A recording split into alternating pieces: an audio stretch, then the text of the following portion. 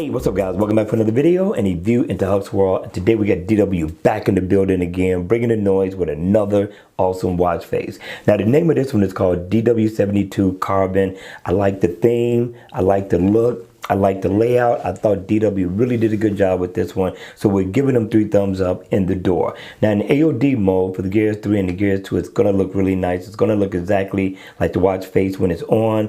But when it's on, I like the way the hands light up. That really stands out to me. And I do like the little bit of character that's being added with the animation that's going around the bezel of the watch, which isn't bad at all. But what really gets me is the traditional look that this watch face gives with the numbers and the index.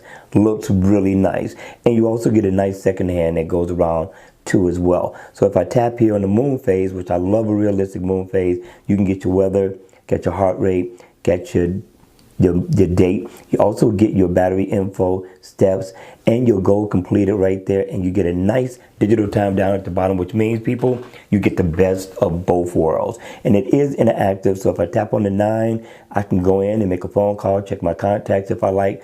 And I can also tap on the heart rate. I can go more into my information, pull up my stats.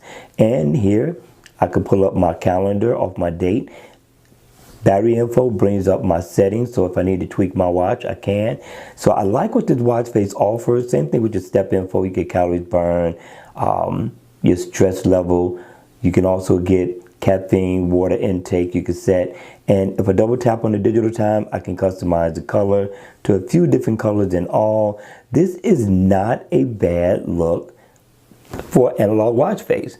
But at the end of the day, people, what do you think? Hit me in the comment section down below. I would like to know your thoughts on this watch face. Hit the like button on the way out if you enjoyed the video. And if you want to see more videos like this, then please make sure you subscribe to my channel.